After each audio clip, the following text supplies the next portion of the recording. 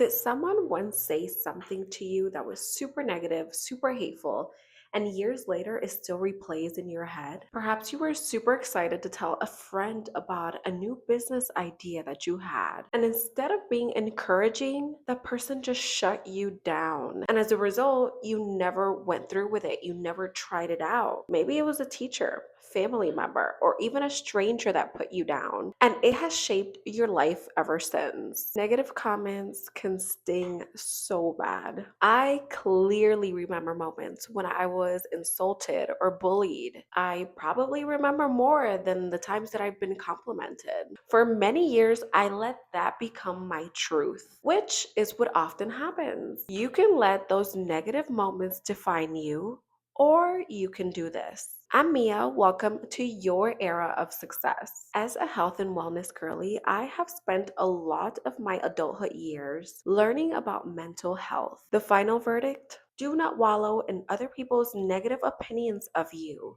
for the sake of your mental health. For many years, we have been told just ignore the haters, protect your peace by shutting it all out. But if you were sitting there feeling the sting of somebody else's doubt, if you're feeling that heat in your chest because somebody counted you out, ignoring it is not always going to be the answer. Sometimes trying to be the bigger person or staying calm is just a mask for feeling powerless. Today, we are not going to talk about letting it go. We are talking about transmutation. We're taking that anger, that sadness, and that feeling of being misunderstood and using it as the primary energy source for all of your greatest achievements. Those moments when you feel angry and powerless, they're not really bad emotions. That's your body giving you clues. Why does it hurt?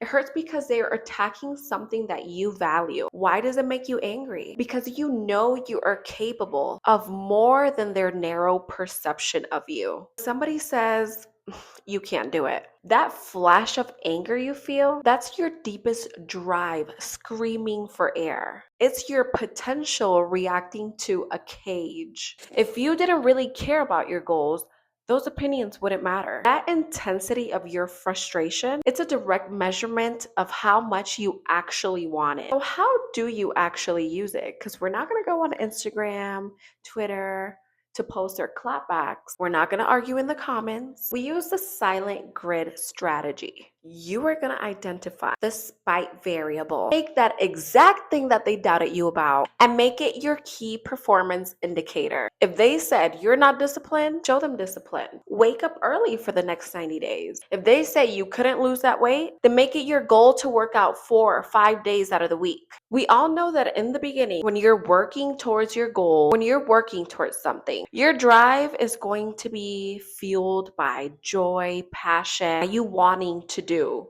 by you wanting to achieve that idea that you have. But when that mid-project slump hits, passion's gonna fade. That's when you use that dark energy.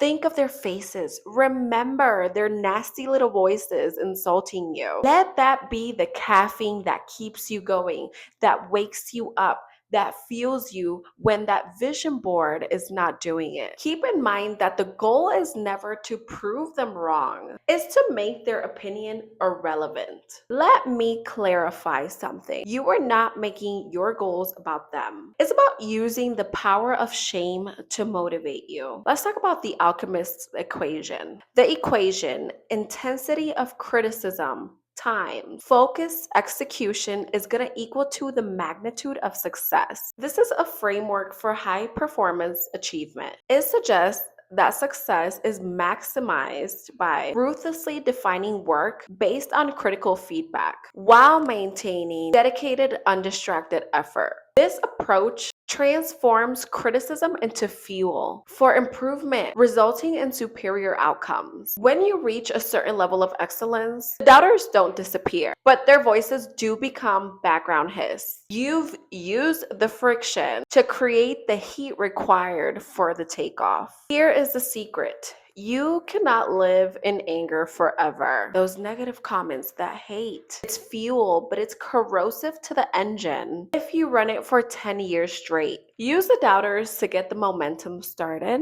Use that I'll show them energy to break through those initial barriers. But once you're flying, you'll realize you are not doing it for them. You're doing it because you have fallen in love with the person that you've become while proving them wrong and actually doing everything you said you would do for yourself. The next time someone underestimates you, don't get depressed, don't hide, just smile because they have given you a free battery pack. They gave you the why that you'll need when things get hard. It's those moments of feeling powerless, angry, or sad that are gonna clue you into your deepest drive. Do not underestimate the power of shame to motivate you. Take that power, go back to work, and let your results do the talking.